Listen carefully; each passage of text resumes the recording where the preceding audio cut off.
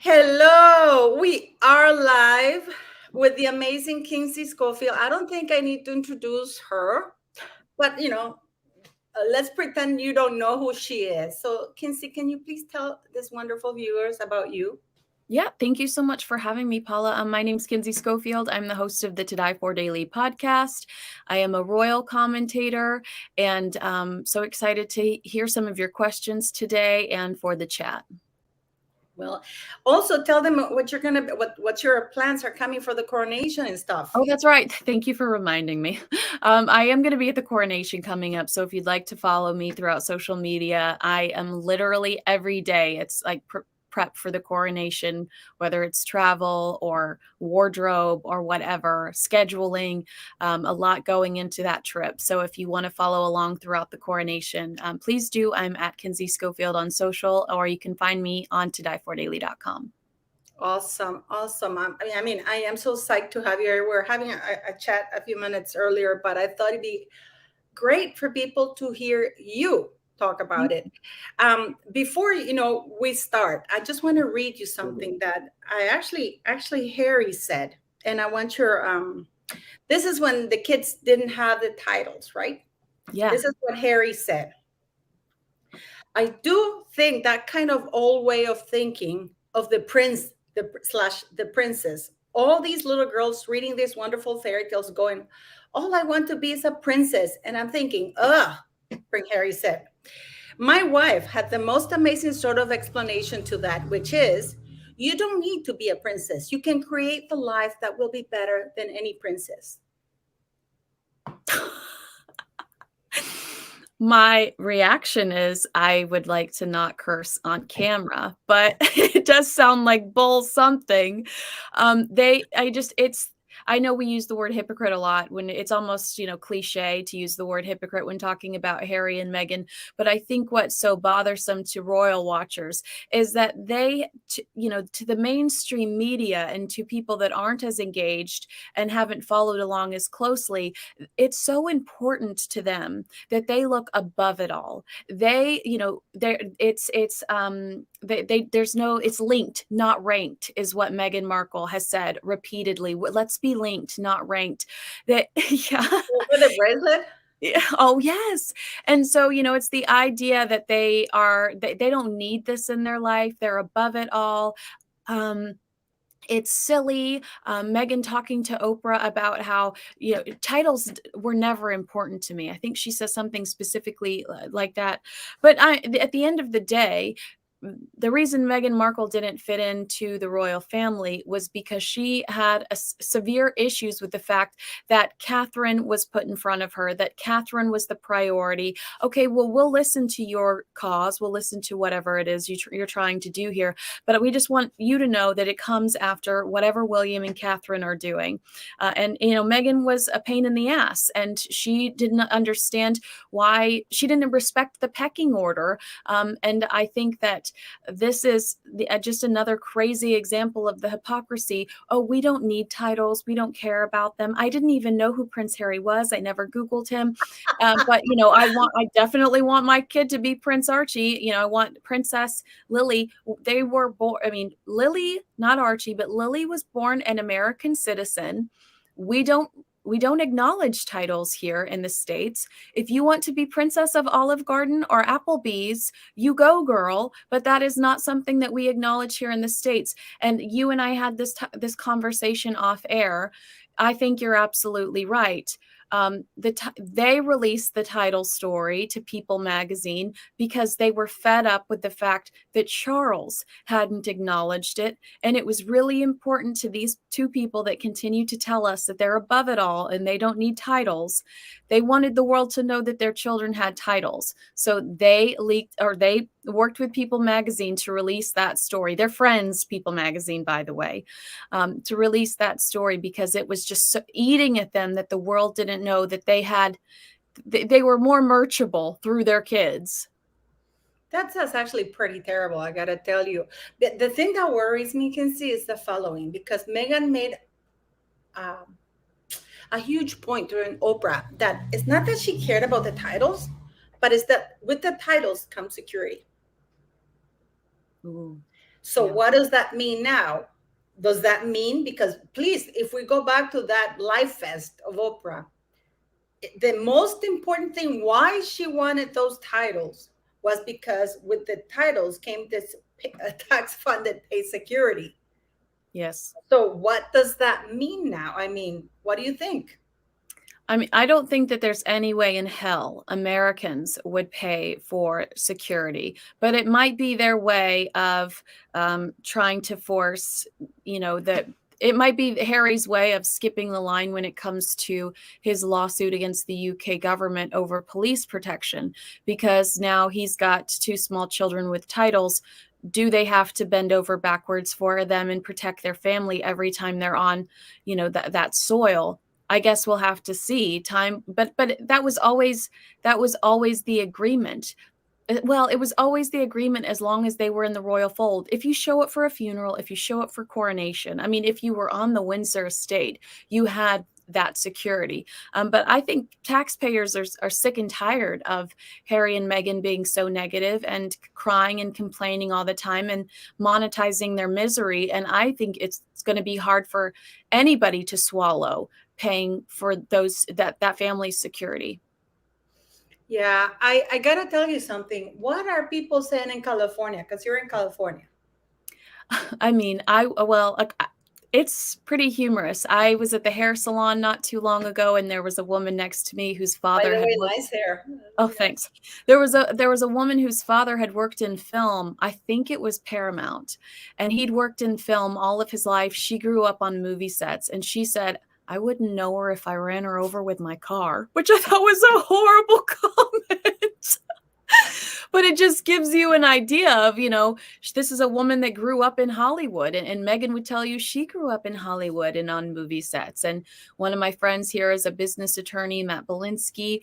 He is friends with Trevor, Meghan's ex-husband. And he said there is a certain type of woman that you see on the streets of LA, in the clubs, where you meet at bars. And it's that girl who's looking for a step up. And their friends, that their circle, that's what they felt like Meghan was doing when she was in a relationship with Trevor. How could Trevor help her? And when she felt like she no longer needed Trevor, she basically moved on with little to no explanation, threw some rings in a box and had them shipped back to America from Canada. And he talks about how Meghan, I think he used the word thirsty the last time we were talking about it, how she just had an aura about her, about how she was just, how can you help me? You can't help me? Okay, then there's no reason for me to continue this conversation, and she'd move on. She's absolutely psychopathic. But what do you think? You know what, Kinsey, I hear so many people making excuses for Charles. Oh, that he couldn't do this. The king can do a letters patent. First of all, the 1917 letters patent has been overridden by the 2012 letters patent by the queen. Basically, that's not law. The letters patent is the royal will. That's called. Basically, is the only, the monarch is a constitutional monarchy, so the monarch is very limited on what they can do. But the letters patent is the only thing that he has, or well, she had, the queen, for bestowing honors and everything. And basically what it is, like, you can modify it. This is whenever a new king or a new monarch comes, they say, and they want to modify whatever letters patent from the previous letters patent from the monarch. They say, well, from the Queen Victoria, who issued this letters patent, because she had, like, everybody was prince and princess and HRH. Right. So when King George came up, he said, wait a minute, we're gonna narrow it down, and it's not gonna be that way. So because everybody was a prince and princess according to the letters patent by Queen Victoria. So this is why he narrowed it down. The minute that he sent that letter to Parliament, and the letters patent is sent to Parliament, a lot of prince and princesses and their royal highnesses woke up, not being prince and princesses nor royal highnesses, because the king had issued a letters patent, basically getting rid of that. Mm-hmm. The succession, I do know that with the succession, Parliament is the Parliament, it has to be an act of Parliament. But royal titles are gift, are honorary, and can, for example, and this is just my opinion, and let me know what you think. You know Queen Margaret II of Denmark, what she did, right? Yes, we love her. Yes. Two of her grandchildren, the ones that lost the titles, are from mixed race. Their mother is, ethnic. Let's put it that way. I don't even know if that's the word now. I'm not sure what they're what they are, but yes. Yeah, two of them are, and nobody accused her of racism. Simply, it's logic. The kids don't live there. They don't work for the monarchy. They're abroad everywhere. They don't have any links, yet they were having prince and princess titles. So Right. to secure the future of the Danish monarchy, she said, no, wait a minute. The taxpayers funding this, these are the ones that are working royals and stuff like that. This is how it's done. King Charles could have used his speech when he acceded, when he said that, when he declared that William was going to be the new Prince of Wales and Catherine, Princess of Wales, and blah, blah, blah. And they use the word overseas, which we loved. Yes, which we love. And because they have stated that they would like to lead a private life in the United States, therefore, their children will be known as Lady and Lord, whatever it is that they want it to be, because to respect their wishes of being private citizens. Well, it's not disrespecting their wishes of being private citizens. Meghan and Harry denied wanting titles at the birth of Archie. Remember, Meghan's mouthpiece, Omid Scobie, said he wasn't. Well, we're not surprised Meghan doesn't want a title for Archie. So they denied even wanting titles, when Archie was born. And when she sat down with Oprah Winfrey, she stated, and this is again on top of what you just read from Harry, and she stated again to Oprah Winfrey that she was going to allow her children to determine whether or not they wanted those things. So, the hypocrisy astounds. And I just, when it comes to Charles, I have to assume that perhaps this was all to show the world that Meghan was lying when she accused an entire monarchy of racism.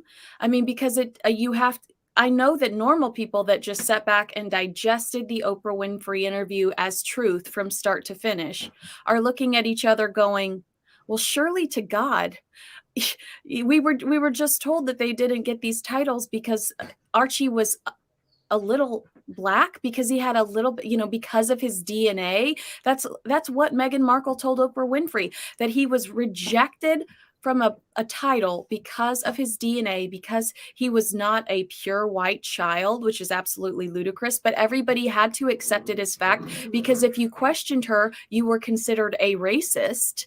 And if you questioned her publicly, you were basically told you were racist by the media, by social media, and you were put in a corner and you couldn't work anymore. Canceled, I guess, is the best word to say.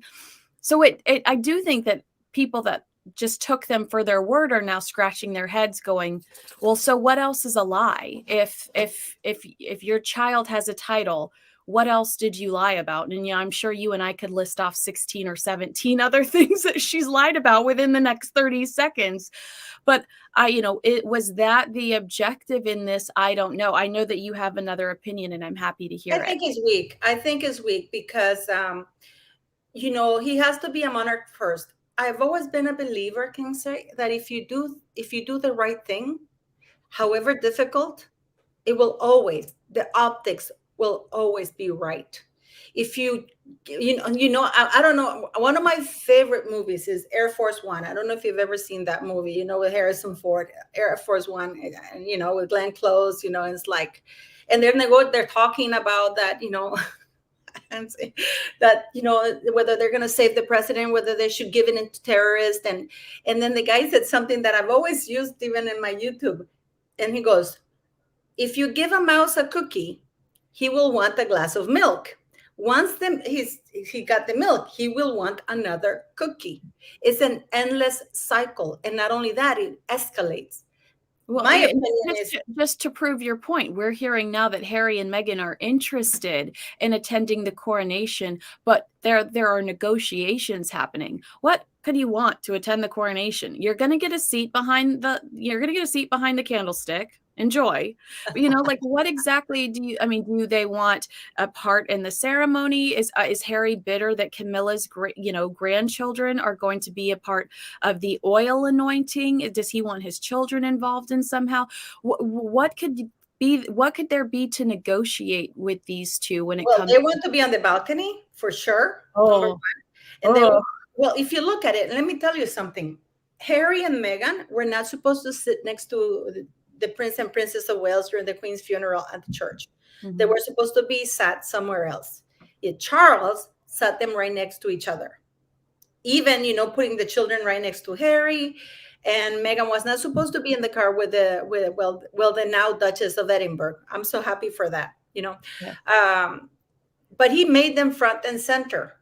When the Queen had already made, when they came to the Jubilee, they left really early because the Queen, pretty much put them in their place. You're going to sit third row behind the B-list royals. That's where you are now. You're not going to participate in this. You're not going to participate in that. The Queen was very firm.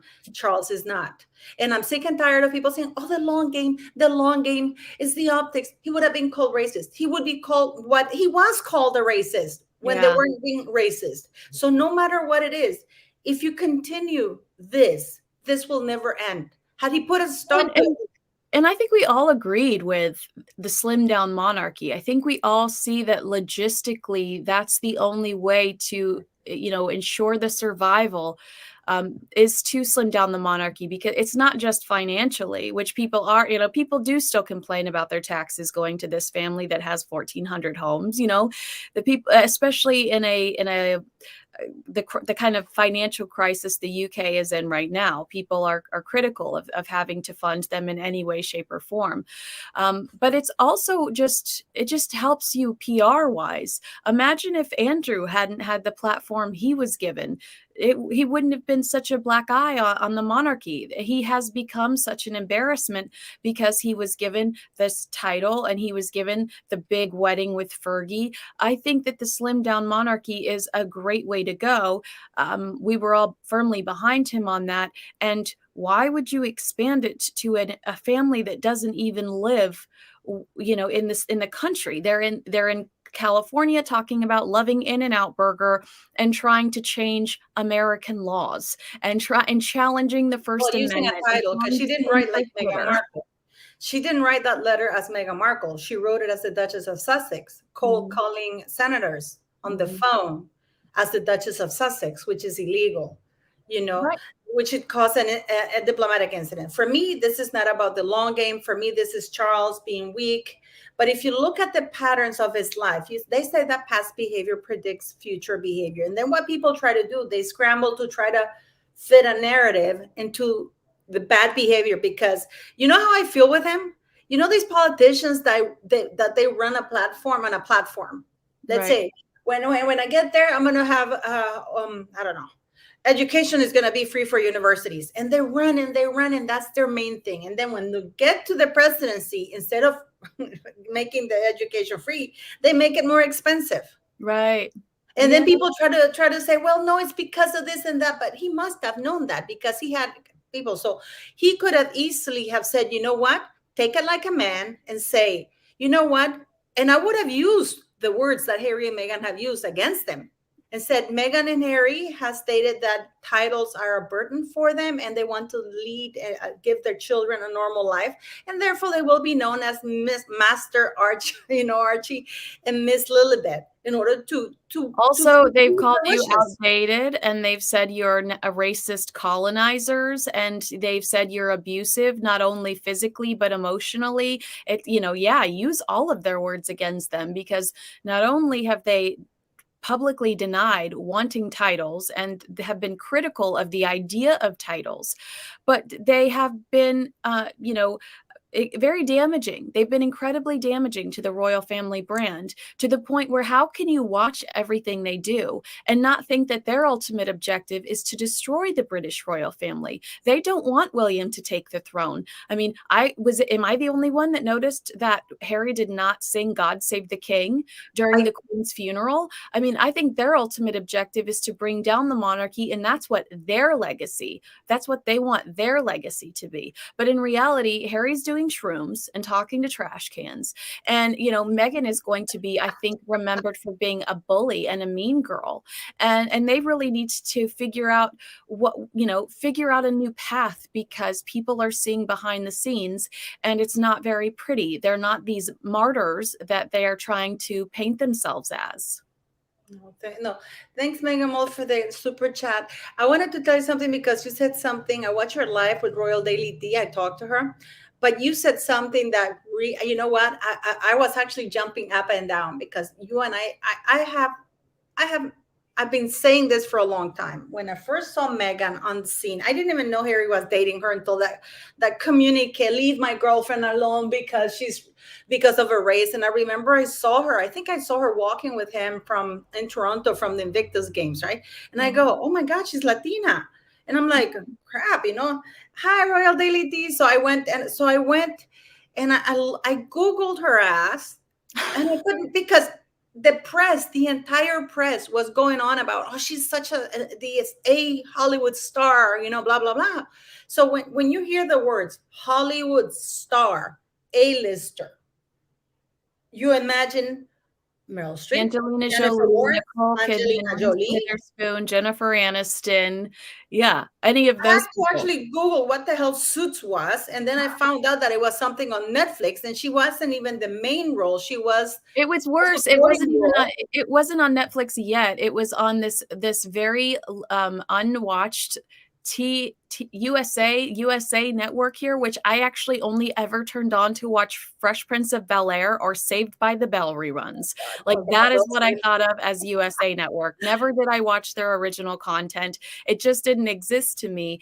My favorite part about us finding out about Meghan Markle's existence is if you go into her Wikipedia history, you see that she and her team, once they found out that she was about to be exposed, or that her minions were at work, because it certainly felt like Meghan was ready to be known as Harry's girlfriend. You can go look at the Wikipedia history and see how she cleared out that she was a Deal or No Deal girl. She completely redid her Wikipedia page to make her look like a Diana 2.0, the saint. All of this charity work that was really, again, she dips her toe in so she can acknowledge that she was a part of it, and pieces out. Once she's used you, she's done, and she disappears. And so, she was not, I've been an entertainment reporter for 20 years. I hadn't heard about her till she started dating Prince Harry. How old you are, because you're young, but. Oh, thank you. But she started had not heard of her till she started dating Prince Harry. And like I said, she was one of these thirsty LA girls that was looking for opportunity anywhere. But what I like is that you called the journalist, because I had the temerity very early on to say, I don't like her. Why is everybody calling her an A-lister? She's a nobody. And I said, aren't you guys worried about the fact that her father is not going to be there, about all this mess? Yeah. About, and I was like Team Samantha all the time, because I mean, the invitations were out. The mother was there, but the father never received anything. The father was trash just for taking pictures of him measuring to wear a suit. He wasn't trashing her or anything, because the one leaking everything was Meghan Markle. Now we know, thanks to Jason, one of the emails from Jason Kanoff. So it's not like, and then I hear Tyler Perry, after I saw what her father did to her. And I'm like, excuse me, there was a picture of him sitting in an internet cafe looking at a computer, measuring himself for a suit. If you listen to the explanation from a PR standpoint, it makes absolute sense. He was being trashed in the UK media. Yeah. You know, very, unnecessary and irrelevant pictures of him walking out of a grocery store with a six-pack of beer. What do I look like when I don't know what when somebody's looking at me? An oversized sweatshirt and sweatpants with my hair in a bun. I'm not, not flattering. These pictures of him going and getting his mail with an oversized sweatshirt on and sweatpants. And somebody approached him and they said, hey, we're going to get a couple of really great shots of you because we think we should turn the narrative around. We want you to be known as a dad that's excited about his daughter that's getting married. Let's get some shots of you looking at pictures of her online. Proud dad. Let's get some shots of you looking at a book about London. You can't wait to go see your daughter get married. Honestly, sit back. If you have been vilified in the media, called a cow, called a drunk, that makes a lot of sense to you. Yes, I want to be known as a loving father who's excited and proud of my daughter.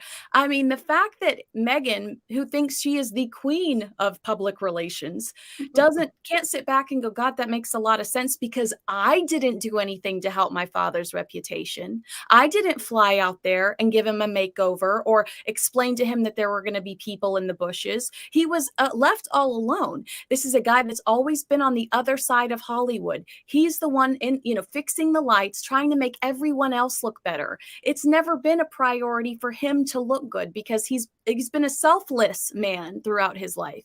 So I understand the criticism, so I don't understand the criticism when it comes to that specific topic. So what? He had a couple of pictures taken. He felt like he was being bullied by the media, and this was his way out. And hell yeah, I'm gonna lie to Meghan, who never calls me when she calls and asks if I had something to do with that, because I don't want her wrath. You can listen to anybody that worked at Kensington Palace that spoke to courtiers, Valentine Lowe. They say it would be Friday night and she'd be ringing them off the hook.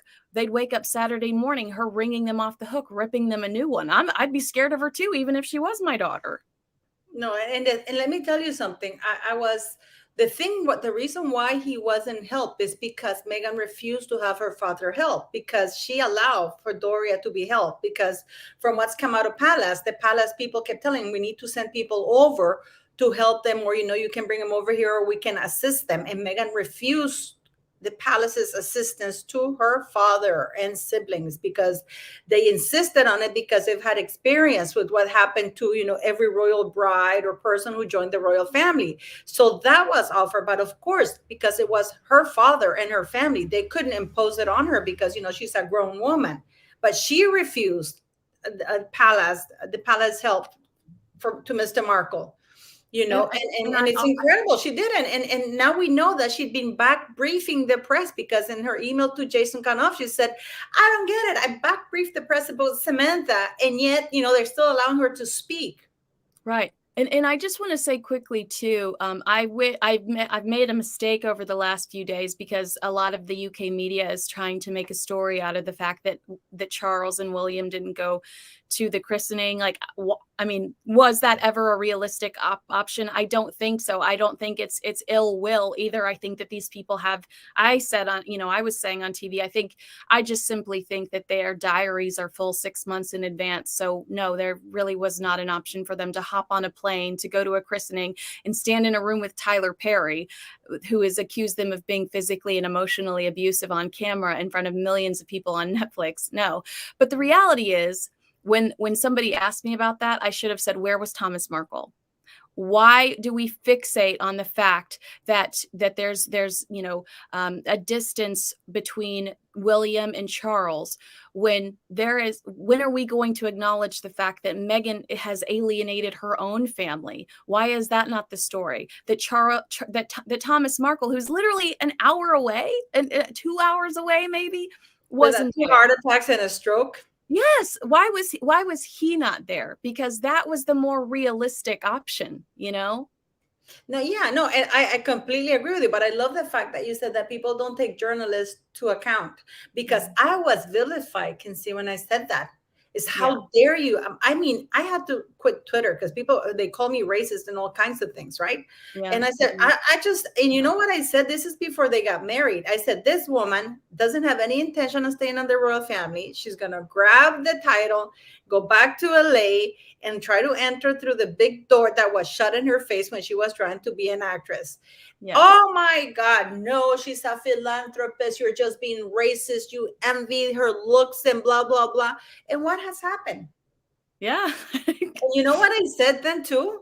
Huh. She's gonna, and you can go look at my things and on my very early videos, because I have people who work at Netflix and PR, and they said, and one of them was actually picking up footage in June 2019 from Meghan Markle and Harry themselves, and they said for whatever they've been doing, and then I said, she's doing a Netflix documentary or reality show. No, you're just envious. And of course she's doing it. And you know, Yep. it's like she's gonna monetize. She doesn't have any plans. The reason, and I've always used this analogy, is like when you know you're broke, but you want to go to a Michelin star restaurant and you go and eat knowing that you don't have any money to pay. So in order for you to leave that restaurant, you have to trash the restaurant as much as you can. So you have Oh my gosh, that's such a good example. I've always used it. It's like, I don't have any money. I'm going to go to this Michelin star. I'm going to ask for everything and I'm going to make a fuss. The waiter was racist towards me. They bumped the table. The food was here. The food was there, in order for you to get out without paying. And Dude, on like top of that, having the restaurant apologize to you. Your plate is empty, lady. I mean, I can't eat this. That's a very good point. And I'm going to probably steal that in the future. Go for it. I've used it all the time because it's so funny. And then on top of that, they have the restaurant owners apologize to them, you know. And then if you're Ngozi Fulani, you want two or three of them, two or three apologies. No, but let me ask you something. For me, I've always said that I compare Harry and Meghan to gangrene. You can't have a little bit. Well, Kinsey, you can't have a little bit of gangrene in your body. It takes over. Yeah. It takes over. Or you have to keep taking medication to keep it at bay, or it doesn't progress. You know, right. Sometimes you have to cut a limb to save the body. This is what I've always said. You know, do you think, now, knowing now what we know, or the world know, you might have some sycophants out there, but knowing now the entire, even Chris Rock, look at Chris Rock. I don't know if you saw this special. Loved it. Everybody, knowing what people know now, do you think that if King Charles had said, you know what, they want their privacy and they want to give their children, they want to unlink themselves from this institution because they don't want to be ranked. They want to lead a separate life in the United States, which is now their home. So therefore, we're going to give the best start in that, and they're going to be known as Miss Lilibet and that. Had he said that, there would have been a little bit of backlash, like it happened in Denmark, I believe, but it would have been over because the majority of the United Kingdom is pretty pissed. What do you think would have happened? I agree. And I also think it would have been a very lucrative financially opportunity for Harry and Meghan, because they could have gone on whatever television show they wanted to. They could have produced whatever podcast or new documentary they wanted to tear into the royal family about this new slight. So I do think you're right. There would have been pushback, and you're 100% right about the word racism being thrown around. But it would have been great for Harry and Meghan too, because they could have taken that and they could have monetized it. A cover of People magazine, a new Netflix documentary on why the crown is outdated. There are a million ways they could have spun that into some new financial opportunity for them. But this is, for them, I think that this is a way for them to merch their babies, which is even weirder. And again, like, I can't stress it enough. What good does it do for those two children to have titles in America that we don't acknowledge?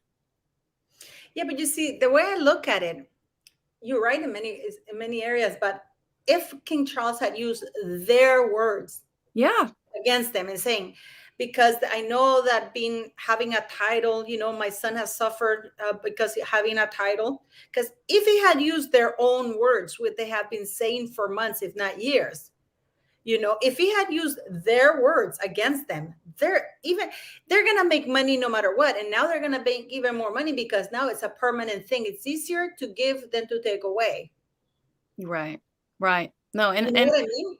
So no, it's no I matter do. what, no matter what, they're don't gonna know. I make don't know what his ultimate objective is. I really don't, because well, I'm like questioning whether I should say this or not. Go for it. Go for it. Oh my gosh. Well, so I don't know what's going on, but I will say that I talked to several astrologers, and looking at Charles's chart, something is going to happen, according to them, between now and the coronation.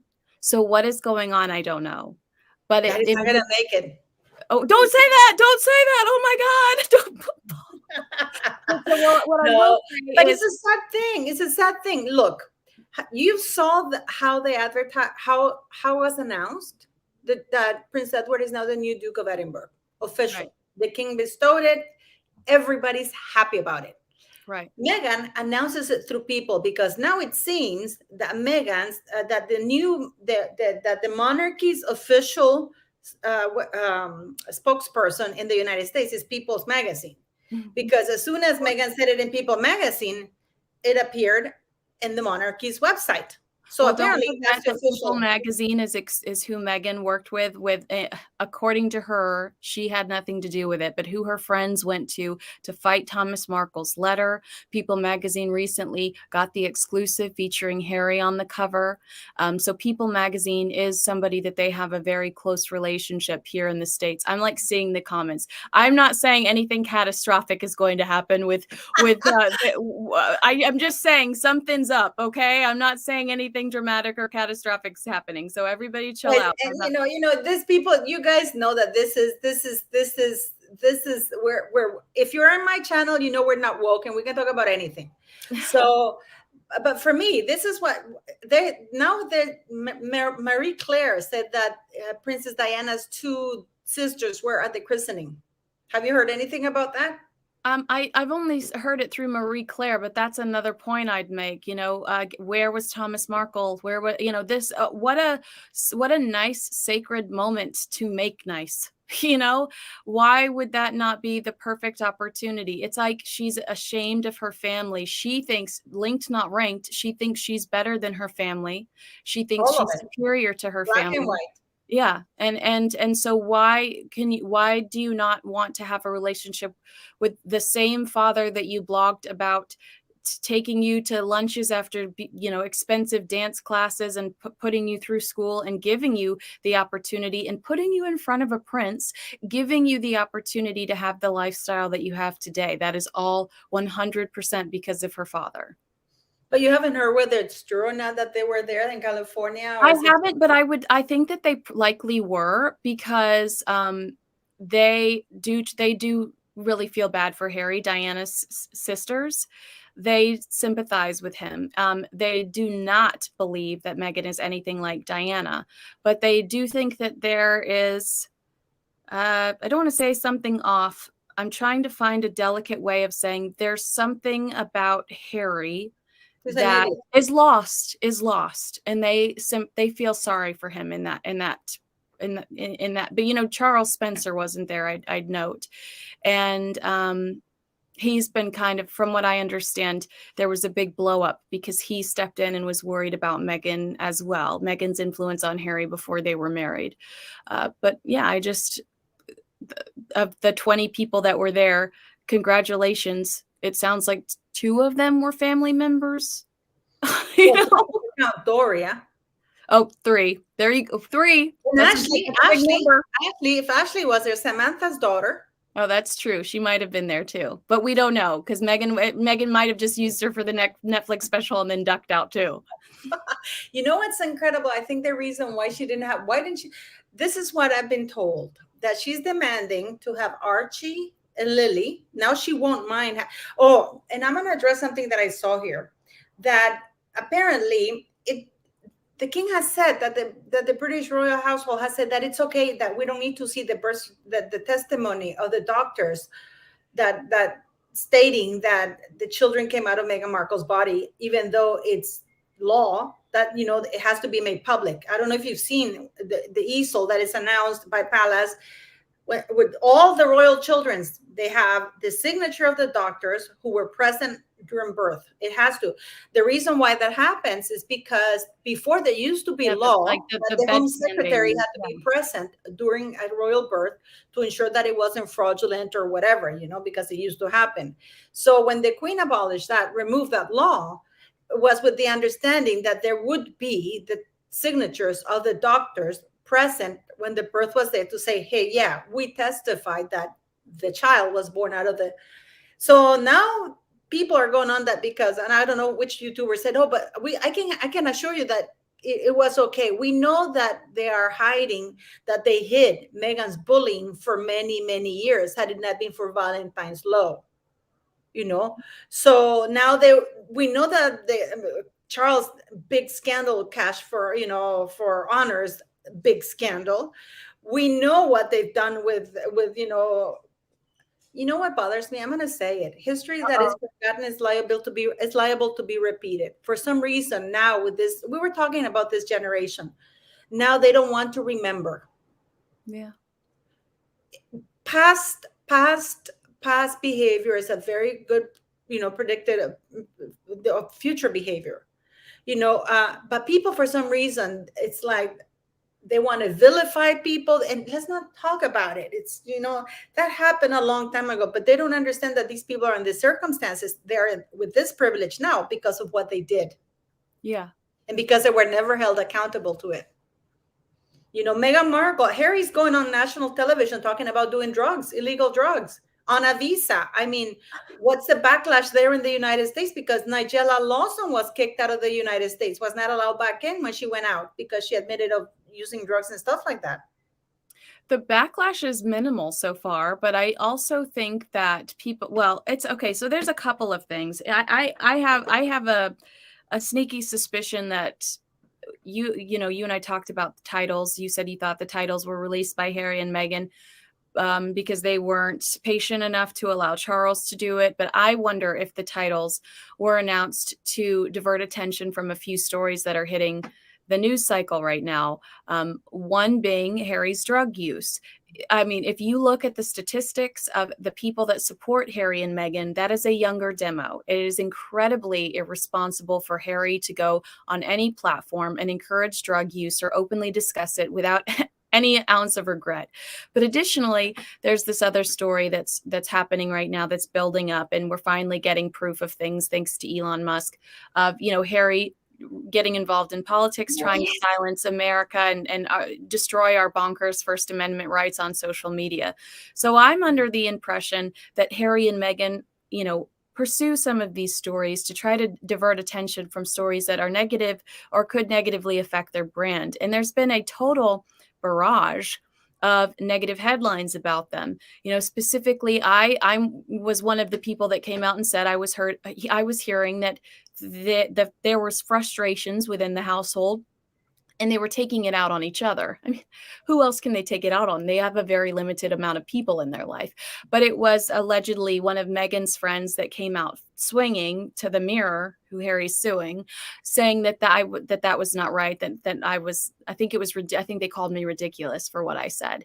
But then Harry goes on that chat and tells the doctor that him and Meghan got into such a heated argument that he went and saw a psychologist and did like psychedelics. So did you not just confirm what I said a few weeks ago, that you guys were fighting in the house? But I do think that they try to divert attention away from really negative headlines with things like titles, with things like I think that they might have leaked the Frogmore Cottage thing to try to garner sympathy. I think that they leak a lot of things to try to change the narrative of what's being said about them. Yeah, no, I agree. But also I do believe that this is because, people were saying that Meghan didn't want titles. No, she didn't want Earl titles. Yeah, she didn't think that was sexy enough. She wanted the titles. That's what she didn't want to call them Earl or whatever. She wanted Prince and Princess titles. Yes. And right now, from what I've been told, she's trying to. There's gonna be. She's demanding to be on the balcony. She's demanding to be sat next to Catherine because, of course, it's the second son, and it's Prince and Princess, and she wants her two children there. And she also wants a picture with the entire family being her, because do you remember when the queen did that picture that it was her, Prince Charles, William, and Prince George, and that was it. That killed Harry and Meghan. They hated that photo, But from what I hear, allegedly. allegedly from but now she's fighting for that, and this is what happens when you give a mouse a cookie. Had King Charles said that, because yes, had King Charles had said, you know what, because my son has said that being a prince or having royal titles have brought a lot of pain into his life, I've decided to help him out. And, I said, just, let his children not hold any royal titles so they can lead a happy, healthy life away from this bubble, So they might have made money, but it would have been really difficult because they've been blabbing about it for so long. How could they turn that around? Because they've been saying that. Well, honestly, what you just said and the way you just said it, that sounded like a father that was listening to his son. That sounds like a compassionate person that is taking note of what his son has been saying to the world. And I think that that's been one of Harry's biggest complaints, is he doesn't feel heard. He wants an apology, but he doesn't feel heard. And so I agree with you that that would have been a great reaction. But for some reason, unbeknownst to me, he has allowed this to happen, and I think disappointed a lot of royal watchers. I'm seeing some of my favorite royal watchers on Instagram saying, I'm shutting this account down. I can't do it anymore. I'm tired. I fought so hard to protect this family, and I feel, this really feels like betrayal. So I do think he's disappointed a lot of people with this decision. I mean, some of us can sit back and go like, well, I mean, again, Princess of Applebee's, good luck. Burger King's the only place you can wear a crown where people aren't going to give you the side eye here in Los Well, she is going to wear a tiara. You know that, right? Oh gosh. Oh my God. You didn't know that? I mean, I know, but it just makes me think that she's married to a royal. I'm gonna have to start drinking, and I don't, but I might have to. No, I'm serious. She has to wear a tiara when she attends the coronation because she is married to a royal and she's a duchess. And so she is wearing a tiara. And apparently there's a little bit of a fight because she wants a tiara that was denied to her before. And she wants to be in the balcony with her children because she wants her children. So this is the thing with people like her. You give her a cookie. She doesn't want one cookie. She wants the whole package. And then she doesn't want the whole package. It's an endless cycle. This is why a lot of people are angry with King Charles, because he could have ended that with grace by saying, listen, I've listened to what my son has said about genetic pain. Yeah. And how much of a hard time he had in his life being a prince, and how he wants to give his children a normal life, and therefore, I will grant him his wish, and, his children will be known as Miss Lilibet and Master Archie. There's absolutely no way anybody in the world would have said, well, bravo. And how could you think Harry and Meghan would have any comeback about racism?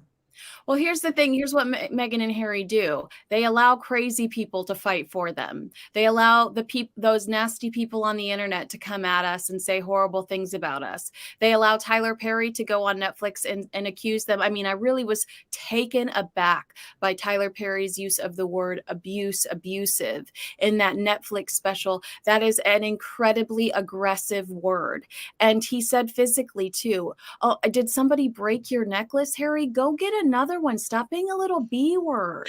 Like they allow other people to fight their battles for them. And when they are asked face to face by their handpicked friends, so tell me about the royals being racist, they deny that they ever said it, while for 2 years allowing people to trash, badmouth, and I mean, really in a lot of cases it's borderline defamation what people have been saying about the royal family on behalf of Harry and Meghan. And this is the thing that I said when they came out in Oprah. I said, the reason why Oprah and Meghan were doing this dance that neither of them wanted to use the racist word, but they both wanted to throw it and heavily imply it, is because to have what's called plausible deniability. But just like Amber Heard, you can't have plausible deniability because yes, the op-ed didn't say Johnny Depp, but Right. and then they clarified through Oprah the next day that it wasn't the Queen or Prince Philip, the one who said those things. If it was a normal comment, why would they need to clarify it? Well, and I wish to God I had the actual number for you, but there's a great study out about mainstream media. And again, we talk about holding the media accountable, but there's a brilliant study out that shows that there is a significant number of people that when they hear a rumor, when they hear an accusation, they consume it as truth. And they are more likely to hear that rumor or that accusation and consume it as truth and walk away the rest of their life. It's in their heart, it's in their head, and assume that it's true. When the story is caught up, or when the 5 days later, when the reporter actually reports that, oh, we actually got that information wrong, that was the wrong suspect, they don't digest that information the way they digested it the first time. So they will walk through their life thinking that person is guilty of doing that thing. And I mean, it's a significant number of people, that psychologically consume rumor, consume accusation as truth, and they don't follow up to make sure that was actually the case. They just live their life assuming that what they heard that one time that was appalling, or which it was so controversial that they really digested that information. And I think that has really benefited Harry and Meghan in the last 3 years of their life, because you're right. Sometimes they don't go as far as to say the thing, but they hint at it, or their friends come back around and whisper something to People magazine. And then people walk around assuming that, William did this, William did this with whoever, or that the royal family is racist, et cetera, et cetera, et cetera. And I think that that's really dangerous. And that's why we need to be, more, I think that that's why we need to hold mainstream media accountable, which in America specifically has given Harry and Meghan a pass for way too long. And you're only just now actually seeing them really question Harry and Meghan's motives and what they're saying. Also, I got to tell you something. Tyler Perry, on that thing, he said, "I wonder if this is why they held it." Yes, says that he didn't want to go to the UK for the coronation. That he wanted to go over there, and he didn't want to be next to them, and blah blah blah. And I was like,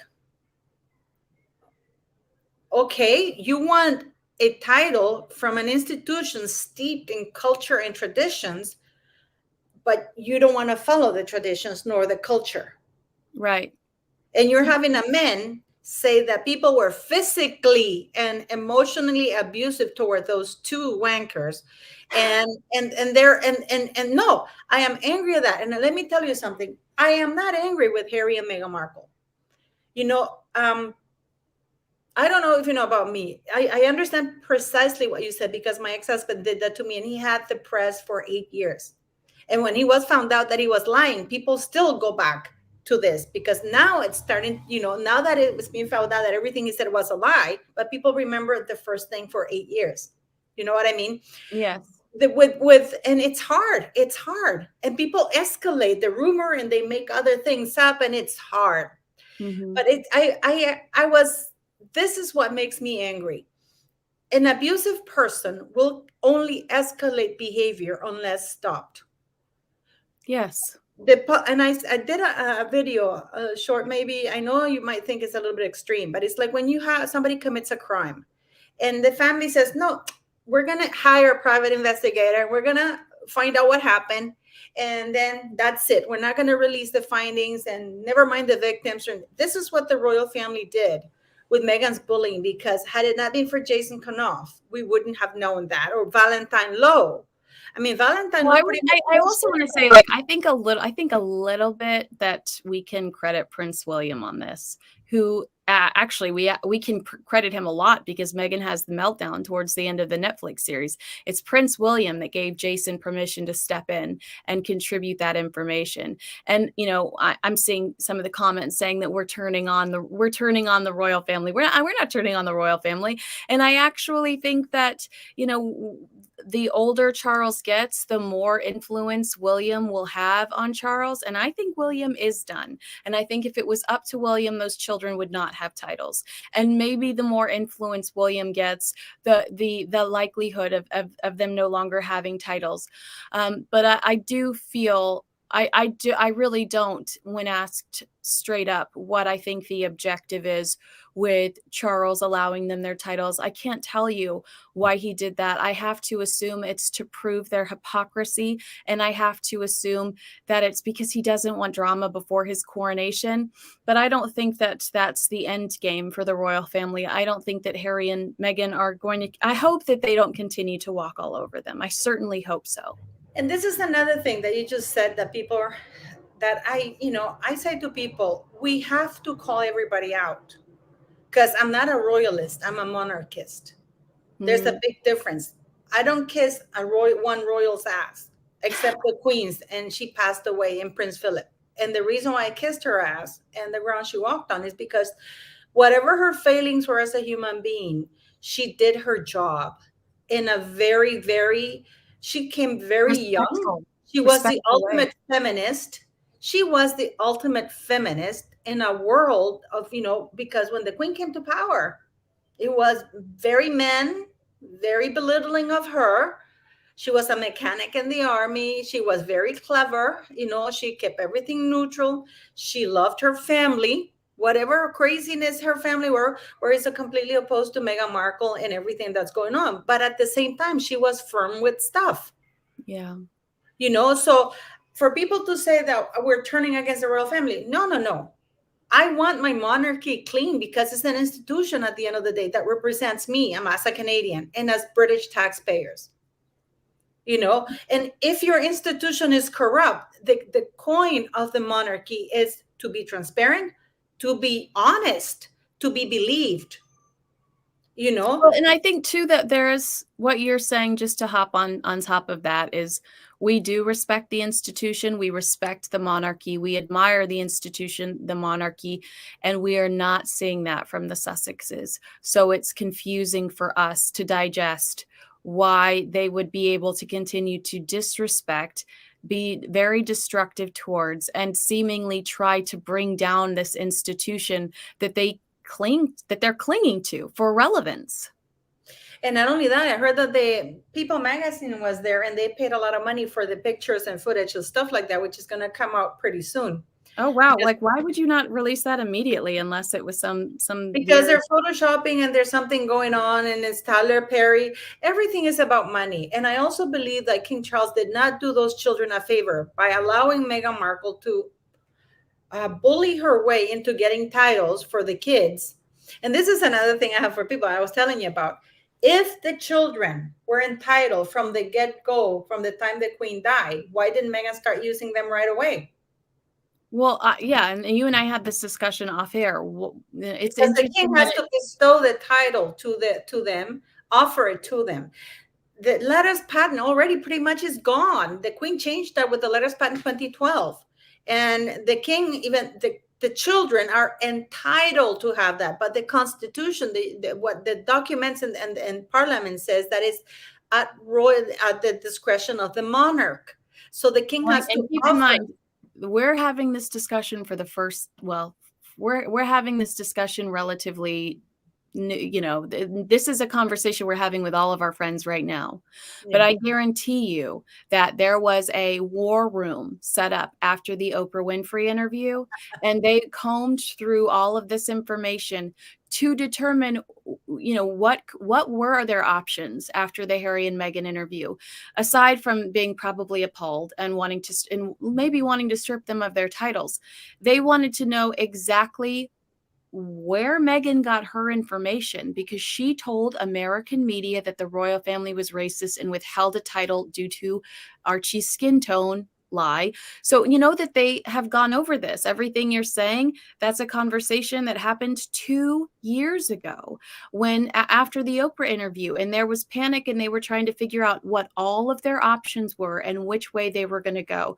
So, you know, if Charles really did gift them this was something he gave them, how long had that decision been made, and what is the ultimate objective there? Well, I have a question for one of the people here. Paula, please ask Kinsey her opinion. I'm dyslexic, so this is really, really terrible for me. And thoughts on You're the doing a great pregnancy job. and moon bump rumors. I would say that I am not an expert on that. My friend approached Lady C at a party maybe a week ago now. He got to meet Lady C at an event and asked her about it, and she gave him a sly smile and a wink.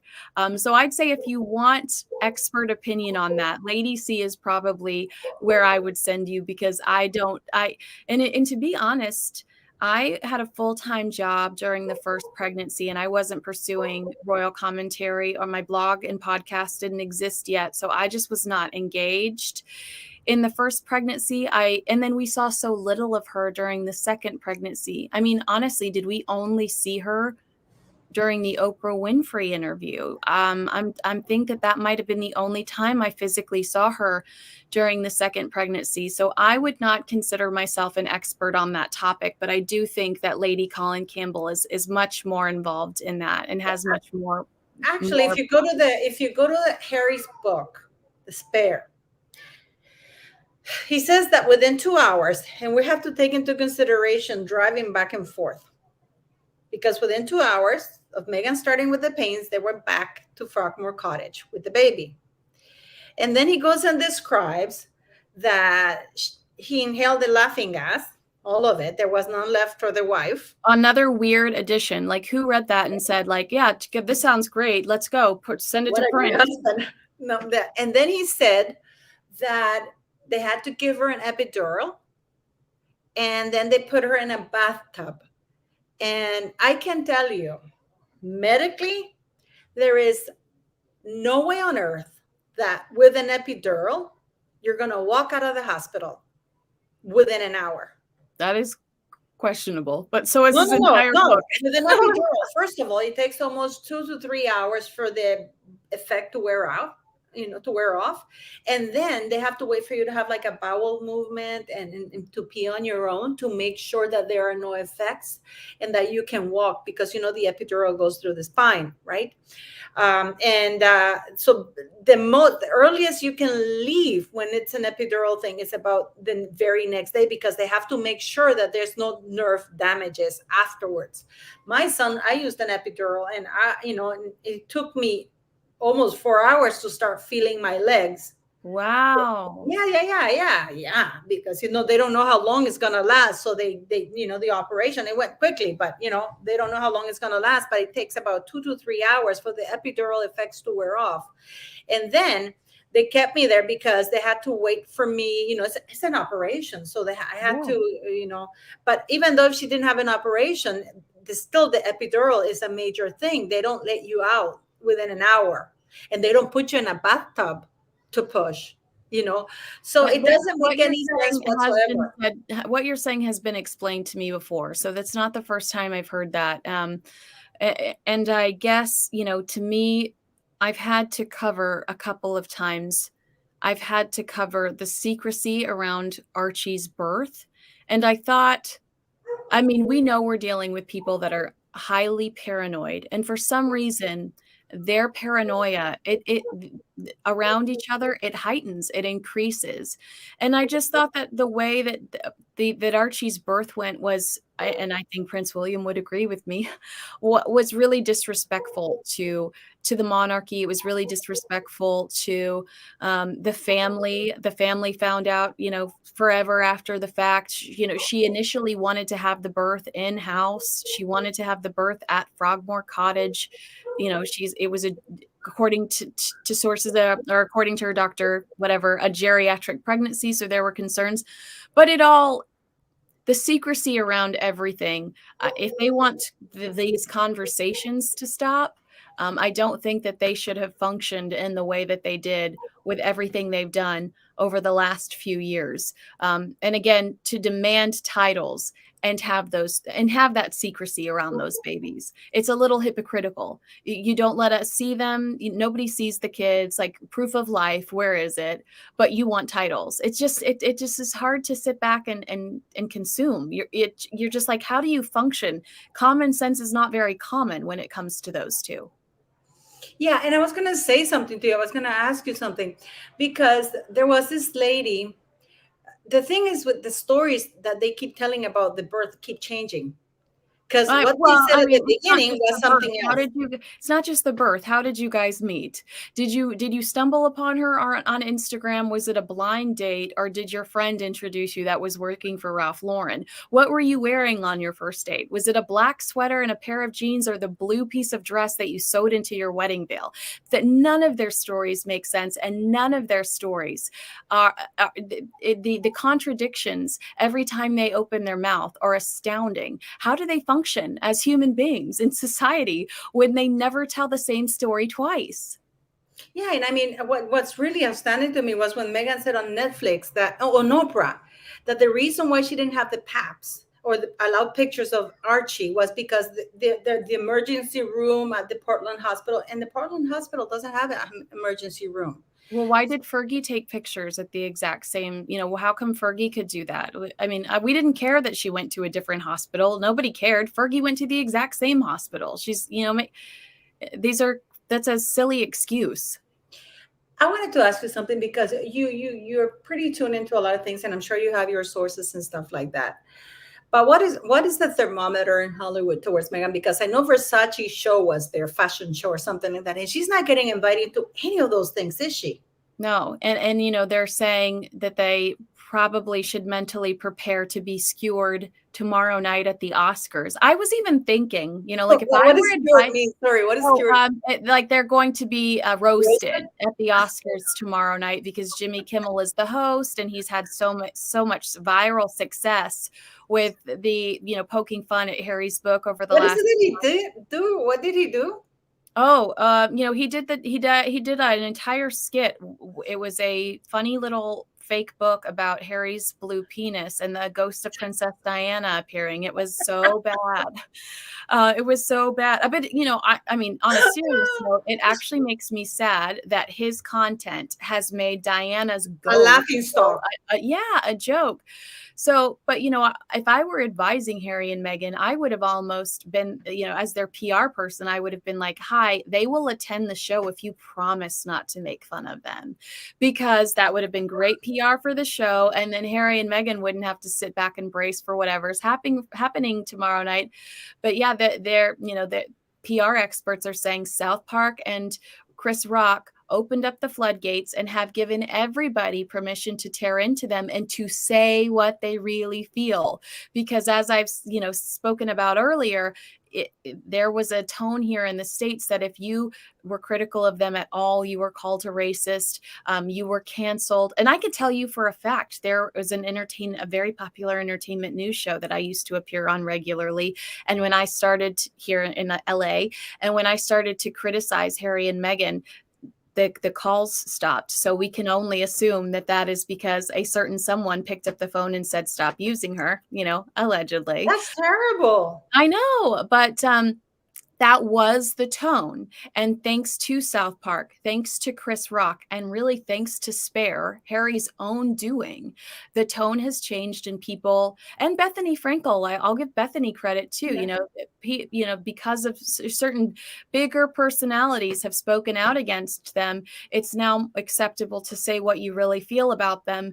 And the tone is that, who wants to work with Archwell? It's a revolving door of employees. Is it a toxic workplace? Are they control freaks?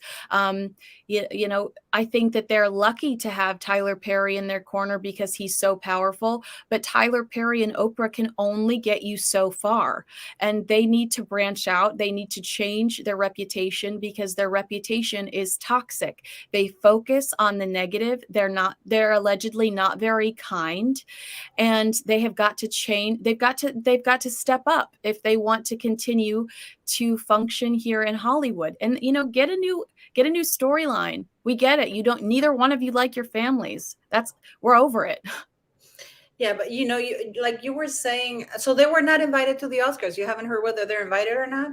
Yeah, I Is do it not not going to believe. make a I surprise heard that appearance? they're not invited, and I've heard, you know, there's this big story happening here about the Kardashians being excluded from the Met Gala this year, and you know that was. Really?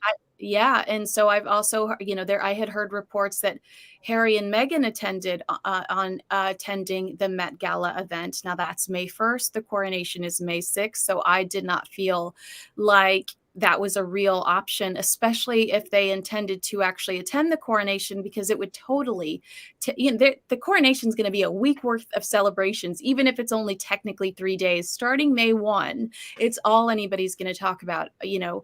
And so if they did attend the Met Gala, that would take away from the coronation. It would be incredibly disrespectful. They still might do it, but you know, just the obvious, it would not be a good look.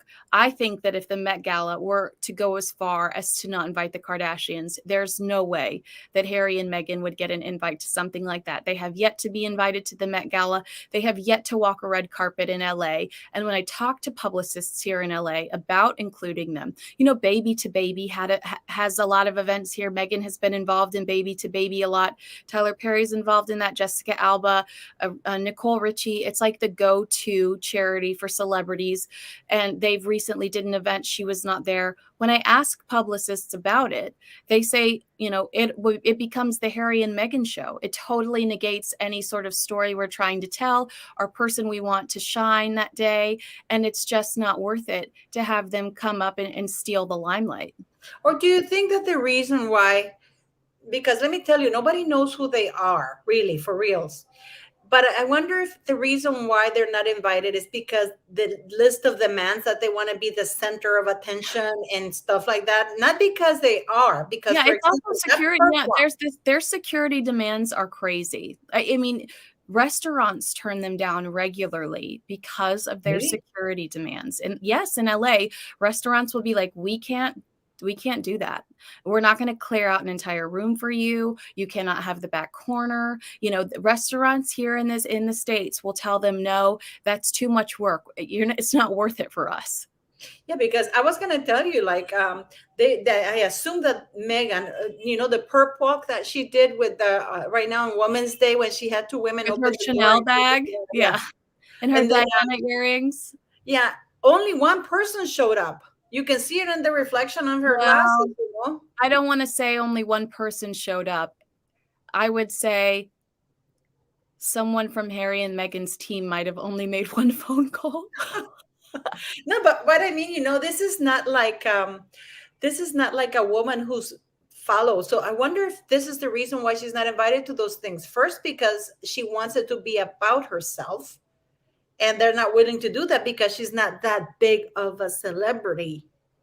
You know what I mean? She's tabloid in the tabloid world, though. She is. So if she showed up at the Oscars, it would be the talk of the town. Top Gun could win, Austin Butler could win, but it would be all about the $7,000 gown Meghan was wearing and what secret it sent to Charles. You know, like that's what Ill fitted because true. God knows this woman knows how to make an expensive dress look bad and cheap. Yeah. But I do think that they have pull when it comes to press, but when it comes to positive feedback, when it comes to a positive audience, and you know, it's like when the podcast came out and everybody was saying it's #1, Kinsey. I said a lot of people hate listen, and I don't mean that in an ugly way. I mean that in a legitimate way. People are listening because they want to catch her in a fib, or they want to critique her, or they're just curious, even if they don't like her. But you know, their audience is not necessarily their positive audience is not necessarily large here in the States, but people do click on stories about them. They do watch TV shows about them because there is a morbid curiosity about these two. And what's the deal with Ellen and her? Because I heard that they're partnering up with their foundation. This is why they're there. Because even Ellen made that joke that she didn't know when she wasn't invited to Meghan's Markle, and then she said that joke. Remember saying that that apparently Meghan Markle said that she told her to adopt a dog, and then, and she didn't remember that at all, but, or something like No, that. I was really surprised that she wasn't invited to the wedding.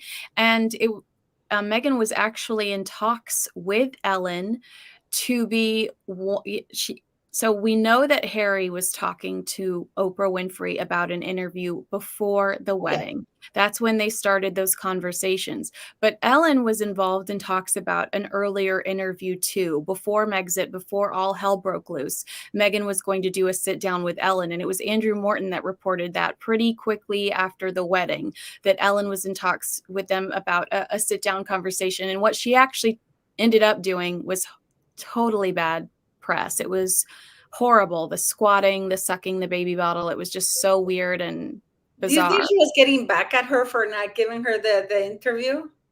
I don't know what the hell I witnessed that day, but it wasn't that good. But I just think that Meghan's continued association with Ellen is a negative look and a bizarre choice when Ellen has a reputation for being a toxic employer and a bully and somebody you don't want to work for in Hollywood. It's just like the classic line, like attracts like in this world. And if I were Meghan, knowing that there had been such controversy surrounding Ellen and her behavior towards employees and, just ugly treatment, I would have distanced myself. But, she really does have a limited number of friends in this city, and she doesn't really have the luxury of doing that. Have you heard this scandal about the SVB Bank that in Silicon Valley? I'm trying to Bust up? confirm whether or not they have any association with it. I've seen those reports, and I have not been able to independently confirm how and if they're involved in any of that. But once I do have confirmation, I will let you know on Twitter. I'll tweet it out. But I have sent out a couple of emails this morning going, do you know anything about this? Yeah, because apparently you know that they're heavily linked, and the person who gave them the 10 million bucks for Archwell was from there, right? If I'm not mistaken. I did not know that. That's interesting. Yeah, it was somebody from Silicon Valley that donated $10 million to Archwell. That's the largest thing. Otherwise, they wouldn't have made any money. It was a Yeah, I single think donor that's from all they Silicon got. Valley. You didn't know that? No, I have not heard that. No, I've heard what I heard, which led to me sending some emails today, were some private messages to me saying, I believe Harry and Meghan have some money here. And so that's when I sent my emails out. But I did not know that their donor was housed there. That would be really interesting if that was true. Yeah, that's what's reported. I wanted to ask you something. Before, as you said, now people are starting to making fun of them, right? And before, for example, you would get canceled. That's the term they use in the States. You were canceled. I mean, Piers Morgan lost his job, and then what's her name? Osborne, this lady lost her job. Yes. I mean, people were losing their jobs right, left, and center just for saying anything that was even remotely funny or true. you know, I talked to P. Dine. I was a YouTuber. She's a Black YouTuber, and I would tell her stuff, and she didn't know about it. She didn't know about the emails from Jason Kanoff because of the censorship or the blackout in the United States about what was really going on with Meghan and Harry in the United Kingdom. It's just like that over there. Well, so yes and no. I'd say, again, that's a great example, those emails. But to give you another example, it's this Harry being involved with the censorship. Why is not that? I know it's a conservative channel. Conservative is more free speech, First Amendment rights. Why would Newsmax, Fox News, whatever, all those, conservative channels, how is that not the lead story? A foreign prince moves to our country because he got in a fight with dad and decides that he's going to change our laws because he thinks they're bonkers, or he's going to try to censor us on social media because he doesn't like our opinion about his wife. I mean, why is that not the top story of the hour? To me, that's in power. And I think that the power is they slide in a story like titles. Oh, our baby, Princess of Applebee's is now Princess of Applebee's. So I do think that before, I do think there was a media blackout about negative stories. Yes. And now there's less of a media blackout, but it's a game of chess. And we're going to release an even bigger story, or a story that we know is going to rile people up to distract you from the fact that we've got this going on over here or this going on over there. And they were tired of people talking about South Park. They were tired of people making fun of them, and they wanted to change the narrative. Yeah, that is something I'm wondering if now, because I assume you've been reporting about this, the negatives or the truth, or because whenever you speak out or you catch out one of their lies and you expose it, it's like you're racist. Oh, and, yeah. and you get canceled. It's hard for you to get jobs. I mean, people in YouTube have been canceled, right? You have no idea. Well, Yeah. do you feel that that's turning a corner for people like you, who are like more neutral, like you look at the facts, this is what's happening, this is, you don't take a side, like you for example, Prince Well, I Andrew. definitely have taken a side. But you know what I mean? For example, Prince Andrew, some people are extreme royalists that they if you say anything bad about the royal, or if you criticize them about something, it's terrible. But for example, do you find that that's changing a little bit? I think that I had to change. I had to change my expectations. Like I said, I used to go on mainstream entertainment shows in LA, and those opportunities are no longer available because I've become more critical of Harry and Meghan. I think that I had to change my expectations and seek out the outlets that believe in me, seek out the outlets that and this is sad, but seek out the outlets that have a similar thought process that, to me. All media outlets, of course, should be the same, and they should provide information, and we make up our own minds. And unfortunately, our world has evolved, and that no longer exists. So I've had to pursue outlets that, because I've worked with, I've fired outlets that I worked with too. I was working with one, and they kept quoting me with this girl who's on TikTok. She's a younger girl. She's extremely aggressive and negative and cruel about the royal family, pro Matter of the other team. And she has a large following, but she has no credibility. And I told one outlet, look, I'm not going to give you any more quotes if you're going to continue to quote me next to this young girl on TikTok who's verbally matter of fact, was abusive. it matter of fact? Probably. What? Pardon? Was it matter of fact? Oh, I don't know. I could describe her, but I could Yeah, describe she her, but wears somebody would glasses. say She's a something little to me. bit heavy set. Oh, I won't say it. I won't say it. I But will say. so I, We're not much shaming. We're describing something. It's like. but so I fired people too, because I was like, stop putting, I don't want my words next to that person. So I think I had to change my expectations. I had to do more homework. I had to find places that I belonged. And once I found places that I belonged, I started to flourish, and I became more comfortable talking in my voice, and I became more comfortable with my honesty. Do I still see horrible comments underneath me when they post videos about me? I do. It's unfortunate, and it obviously hurts my feelings. But it just, as a journalist, as an independent journalist, and as somebody that's trying to build a brand in this space and wants to work in this space full time, I just had to do more research, where I had to find networks and outlets that aligned with my values, with the way that I thought, with my opinions, and I pursued those. And everybody else, you like, bye, see ya. I don't click on your links. I don't read your stories. I don't watch your shows. I stay within my space because I'm going to, I'd rather be nurtured there and be comfortable there than be punished for my opinion. And my opinion has always been fair, and it's always been thoughtful. I've never, I've been called a racist. I loved Meghan Markle. I have a freaking mask with her face on it over there because I loved her. I went over there. I bought stupid tea boxes with her face on it. I have stamps with I loved her. My opinion changed when I realized that she had an ugly heart. And that's when everything went south for me, and when I started to talk differently. But I judge people based on their behavior and based on their heart. And I'm not impressed with hers. And so I would say I just had to change my expectation. Who's going to be accepting of me? I don't care. I'm going to pursue the people that I align with. That's excellent. Like for me, I don't really care. I used to get death threats when they started talking about killing my son. That's when I really, Oh, I'm oh so yeah, sorry that happened to you. That's horrible. yeah, I had to, and the Met Police got involved, and they tracked it down. I used to get, I mean, people call me, you have no idea. I get all that because I give my opinions.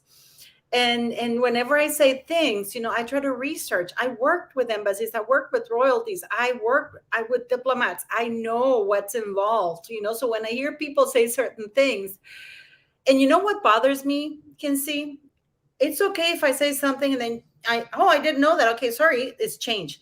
But when people are like a flag in the wind, that it's like a politician, they never really make statements. They just wink, wink. Oh, I know, but wink, wink. Or, but there's always this innuendos. Just say the bloody thing that you need to say. And if you're wrong, you're wrong. But I hate it when people just innuendos, or then when they get caught that they were actually following a narrative, and then they try to jump in that bandwagon like Meghan Markle. I was livid when they did that photo up in the memorial thing, because I've Oh had my God, Marines, that friends made of me mine that are sick. Marines that have died. Babies. That was babies. They were, oh my God, that was honestly the lowest point in her career. And I noticed that Netflix footage didn't make it into the documentary, because I'm sure somebody said, this looked horrible. And how about Uvalde? How come they didn't make it into that? Remember when she hopped on a plane, and even Matthew McConaughey, who's from Uvalde, didn't hop on that quickly and didn't take cameras to. What did the people say? I just don't understand it. Why didn't people say anything? Was there any news I there? do think that somebody counseled her to not include that in the Netflix series. So then when it didn't appear in the Netflix series, we assumed it might appear in the second documentary that they did for Netflix about Nelson Mandela, with the Nelson Mandela Foundation. So it didn't appear in the Netflix, the 6 hours of Netflix. So then we kind of stepped back and went, oh, maybe she's going to drop it in the Nelson Mandela Foundation documentary. And she didn't drop it in that footage in that documentary either. So I think somebody must have advised her and told her that it looked extremely self-serving and disgusting to show up at the site where children were massacred with a camera crew and a couple of sandwiches. Are you kidding? I mean, Crazy. why wasn't she kicked out? I don't understand it. If I had been a parent, Well, I did read at the time that parents did not want to engage, that they didn't want to talk. They didn't want, it was, she really only interacted with volunteers because those were the only people willing to give her the time of day. so do you think that they really are not invited to the Oscars? Or yeah, I do. I don't think that they're invited to the Oscars. No. Besides, Tom Cruise is going to be there, and he's pro Catherine, right? Who's going to be there and he's pro Catherine? Tom Cruise? Oh gosh, Tom Cruise loves Catherine. If William needs to worry about anyone, it's Tom Cruise, who, like, his heart literally falls out of his chest live in front of. I mean, imagine him jumping on a couch for Catherine, because it could happen. Yeah, Tom Cruise is going to be there, and he does love our Catherine. So that would be quite the seating predicament if he was there and they were there. I'm confused about something. I know you're busy, but we're going to wrap it up shortly. But Fergie's over there. Apparently, she's going to be at the Oscars. Yeah, she's here, and yeah, they're saying she could present an award at the Oscars. And she produced a beautiful movie about Queen Victoria with Elizabeth. With Emily Blunt? Oh God, I love Emily Blunt. She produced a beautiful movie about Queen Elizabeth with Emily Blunt. She's always been eager to have her foot in the entertainment world. It's her that it suggested to Kevin Costner. They got talking when she was over here in the States. She suggested to Kevin Costner that he reach out to Princess Diana about being the lead and The Bodyguard 2. Diana actually considered it. There was like a nude scene. Oh my God. So Fergie's always had amazing. She's such a beautiful woman. Oh, Yes. And so, and, Fergie's actually trying, she reached out to the producers of The Crown. She wanted to help produce or help with The Crown. She wanted to help develop her character in The Crown, which was like nothing. Like it was like basically Fergie was a background actor in The Crown.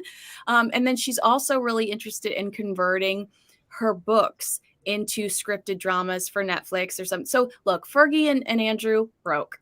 Fergie's doing, I mean, she's one step away from trying to sell us blenders again on QVC. Got to say that we are impressed by the hustle, but Fergie's always been enamored by Hollywood. I'm not surprised that she just did Kelly Clarkson last week here in the States, or 2 weeks ago in the States. She would love to have a foot in the door when it comes to Hollywood, and that's why she's lying and saying she doesn't know Meghan Markle. and that's exactly what I wanted to ask you. That's where I was going with this, because she said that she met Meghan Markle. When that she's claiming now that she met Meghan Markle? She says she does. She said, I don't really know her. I've never met her, but she's technically met her at least 3 times. Meghan says she taught her how to curtsy right before she met the Queen. Fergie, headline making, attended Harry and Meghan's wedding. Now, this was headline making because Prince Philip would not allow Fergie to attend Prince William and Catherine's wedding. And we know that they were seen speaking at the Queen's funeral. So Fergie definitely has a relationship with Harry and Meghan. Eugenie is one of their best friends in the world. I've seen a couple of people comment that perhaps Eugenie is the godmother of Lily. I think that that's a possibility, but I've heard somebody else's name. And then don't tell me Oprah or Ellen, because I'm gonna puke. I swear to God. Oh no, it's it is somebody that works, allegedly somebody that works for Serena Williams. But a white worker though. Huh? A white worker. Oh, you're so bad. So I do think that that Fergie is trying to stay in a safe space because she doesn't want to upset Harry and Meghan, because it's her intention to spend more time out here and to try to cultivate a career in the entertainment world. And again, I've seen a couple of people say that Charles is weak. I'm not saying that, but I do think that it's unfortunate that he's allowing Fergie to talk so much, do so much. She's posting pictures of the Queen's court. The title, by the way, on Instagram. It's not disrespectful, but it's shameless, I guess is the right word. But she's been doing this all along, and this is why I'm telling you, actions that are not stopped only progress. And for some reason, after the Queen died, it's like the floodgates open for everybody. Now apparently Andrew's going to give an interview. In the States, they're saying Andrew could do an interview in the States. And the only reason I can't justify that, but the only reason I could see in my head why he might do that is because he's allegedly considering moving to the States. Did you just hear my dog snort? She sounds like a pig. The only reason he might do that is because he's thinking of moving to the States, because he feels like the redheaded stepchild getting shoved off into Frogmore. He just feels like Charles is going to continue to kick him while he's down. But isn't he worried that he might get into criminal cases? Because wasn't the FBI looking for him? Because the trial that, what's her name, Virginia Giuffre had against him is civil trial. Yes, he's refused to work with the FBI in the Jeffrey Epstein case. So I do think that should be a bit of a concern for him, that he might get wrapped up into that. Ghislaine Maxwell is appealing her conviction, and you don't know what she might decide to do to try to better her circumstances. And what do you think about Oprah? Because Oprah has been, do you think she was at the christening? Oh, I'm sure she was. And I would have loved to have seen Oprah's face when she heard the words Princess Lilibet, because Oprah sat there and did not challenge her for a single second when she said that her child wasn't going to get a title because he was not a white baby. Well, Oprah is salivating at the fact that, I got to say something. Really quickly. Oprah loves her connection to Harry and Meghan because Diana rejected her on multiple occasions. And my favorite Diana story is when Diana invited her to Kensington Palace for lunch, and they were eating lunch. And Oprah said to her, "How do you stay so skinny and eat this food?" And Diana just kind of giggled because she had specifically instructed her chef to make Oprah the fat version and Diana the fat-free version of the lunch. So Oprah was sitting down throwing I it back, love like, this. "Oh, how do you stay so skinny?" And I Diana's love thinking, her. enjoying my fat-free lunch. I love her. No, this is the thing that Oprah, I really think that she resents the royal family, but at the same time, it's like a love-hate relationship, because it's like, oh, all this colonialist and blah, blah, blah. What? I mean, Yeah. why isn't she speaking out about the fact that Harry has now said that they're not racist? Yeah. No, exactly. No, I agree with you. She does. I think she again. I think that there's a lot of Diana in that. She was obsessed with getting an interview with Diana, and Diana kept. There were a couple of people that were on Diana's radar, but Diana really wanted to give an interview to Barbara Walters, and she had committed to giving Barbara Walters the interview in 1997, the year she died. So Oprah was fighting really hard to secure the same interview that Barbara was actually ultimately going to get. And I do think there is some resentment because Oprah interviews all sorts of celebrities, but royalty, that's higher than celebrities. She got Fergie on numerous occasions, but Fergie was the royal reject, and Oprah always wanted somebody a little bit closer to the crown. And she secured that with Harry and Meghan. I do think that she has some sort of resentment towards the royals, though, based on the way that she's covered them. But I think that she has more of a fascination with blood royals, not Yeah, as much with Meghan. You know what I right, mean? right. And not so much with Fergie. Yeah, I agree. It's the fact that Fergie and Meghan are close to the actual blood royals. Can you She was, imagine Oprah at the wedding because she was even shocked when she saw where she was sat. wow, she Because, was thrilled. I've never seen her yeah, so she was happy. right It was across like from she the walked queen, and into the a queen's room full of face said it bread. all. Yeah. It's disgusting. It's disgusting. But no, I'm gonna let Kinsey go because she's been with us almost an hour and a half. Kinsey, we have to do this again. But Absolutely. it's been. I'm gonna send you the number I told you I was gonna send you. Thank you. But please, please go. I'm gonna post all the links to her social media so we can go show her some love, because this is a hardworking lady who gives us the real news. Thank I you. love that you're neutral, that you're not bullied by people into changing your opinion. I love that. I love that. And you know that you stand your ground, which is really hard to do nowadays. Thank you. I appreciate that so No, much. I really, you have no idea how much I admire that, because people, I don't want to say this because it's going to be terrible, or I'm going to lose subscribers. I thank you very much for doing this, for being a lady of integrity, being so much fun.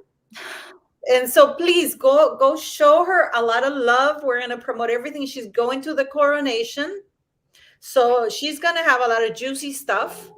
So Oh my yeah. gosh, I get my best news when I'm actually on the ground. I'll tell you one thing I heard really quickly, as just as our little PS. Please Thanks do, for please do. watching. Here's the treat. I heard while at Jubilee that I don't know how much of this I've given away before, but one of the York girls overheard Meghan tell Harry allegedly that Diana had spoken to her during yoga that morning Are you? and was proud of them for being at the Jubilee. So I get so much fun gossip when I'm actually there. So I can't wait to get back That is there. so sickening. Do you think that Harry's being drugged up? Because that's not normal. That Meghan is keeping this, because he's an idiot. I mean, the elevator does not reach the penthouse in his head. You know what I mean? So, do you think because Meghan found somebody dumber than she, and the reason why I say she's not smart, because had she been smart, had I been Meghan, you know what I would have done? What? I would have worked my butt off for 3 years. I would have walked behind Catherine. I would have shown every reference.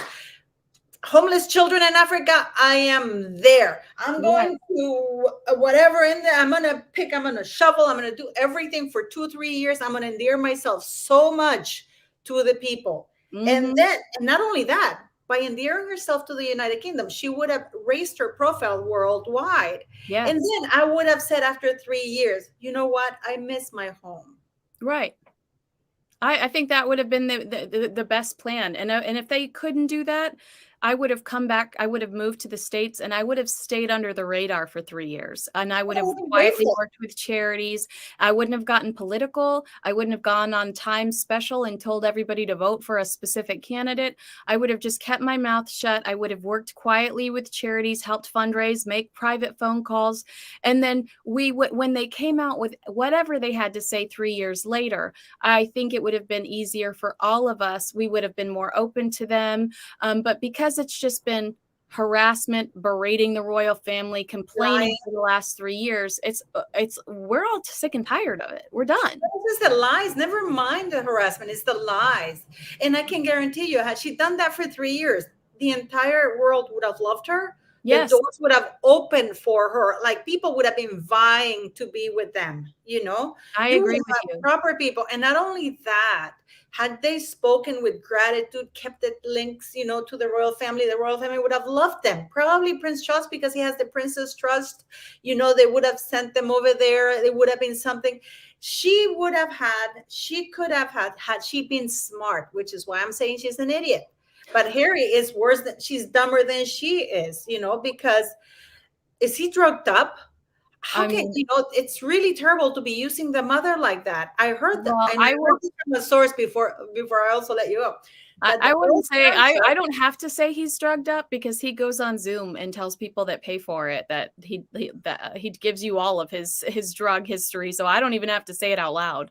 he does it himself, but apparently Earl Spencer has banned Meghan Markle from going to visit the island where Princess Diana is buried. Oh wow. He allows Harry, but not Meghan. Oh, that's really interesting. I would be curious to get more intel on that. I'm gonna have to send some DMs. I'm gonna send you some where I got that information from. And you see how. But apparently he's been very, very angry that it was put in the book that Oh Meghan yeah. got a few minutes and she put her hands on the thing and on the grave, and that because Earl Spencer, the reason why he buried his sister in an island, is to keep her away from the world, Protect her. protect her privacy. What she didn't have in real life, she got it on death. And then we have Meghan Markle putting her hands there. I mean, can you imagine Meghan Markle being near Princess Diana and that grave? Don't make me do it. Please, can you imagine? Can you imagine? So I have to think that Harry's drugged up and he's an idiot. He really is a retard of some sort. No, because how can he say that Meghan is as cast as the queen? Oh yeah, no, I mean they're going. I saw a headline. I never said that Harry can't praise his wife. That headline annoyed me. I didn't say Harry can't praise his wife. What I said recently was that I was sick and tired of him trying to paint her as Mother Teresa. There is too much evidence that proves that she is not Diana 2.0, that she is not Mother Teresa. Stop trying to shove it down our throats. We have developed our own picture of her thanks to her own actions, thanks to 6 hours of Netflix, one obnoxious book, and a podcast. We've already decided what we feel about her, so stop trying to tell us how to feel about her and giving us the most unrealistic example ever. And so I do think that if they would just sit back, be quiet, and do good work, that's the only way that they will change people's opinions of them. But they're incapable of doing that. They have an ulterior motive, and I believe it's money motivated. Yeah, it's a shame. It's a shame of a wasted opportunity. It's a shame that it goes to show you what they did, what they chose to do with the platform, which is trash people, bully people, defame people, their families. Right. Because Megan has trashed her sister, her disabled sister. What's another thing I would have done? I would have had Samantha front and center, and I would have advocated for multiple sclerosis. Is that not the obvious choice? And I don't, Yeah, invite them to the wedding. They would have been on their best behavior. They would have been beaming from ear to ear. And, you know, if you watch any of Samantha's earlier interviews about Meghan, she's praising her, how smart she is, how proud she is, how beautiful she is. She's nothing but kind. The tone only changes when Meghan starts to create a distance between her and her relatives, despite denying that they exist. They are her blood relatives. Samantha is a clone, you know. And I agree with you that she should have put her sister front and center and been proud of her family, and none of us would have been the wiser. We would have just been like, oh, that's so nice, how beautiful is her little family. Yeah, because what's this famous actress, Christina Christina, what's her name? Oh, That was Christine married Applegate. with children. Yeah. Isn't that ironic? Has multiple sclerosis, advanced MS, just like her sister. Yes. And her And father was the lighting director for Married with Children. yes. Yeah. Oh, that's that's an interesting link I'd never thought about, but you're right. That would have been a unique cause that she could have gotten behind. And I think one of the biggest criticisms of the Sussexes, and Tina Brown is the first person that I saw point this out, was that they jump on the hashtag. What is the trend?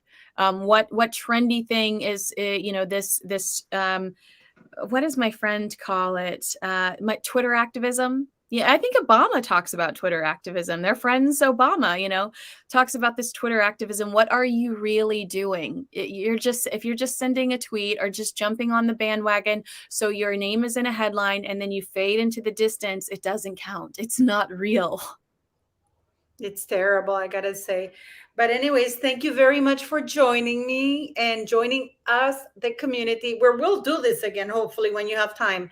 And I please go. I'll post all of your links because you're an amazing lady. And again, thank you for joining me. Thank for joining the YouTubers. Please go to her YouTube channel up and her website. Go Instagram, everywhere, because we got to show her some love. Thank you so much. I appreciate you so much. Have a good You're day. very welcome, and you have a good day. Thank you so much, sweetie. Bye. Bye.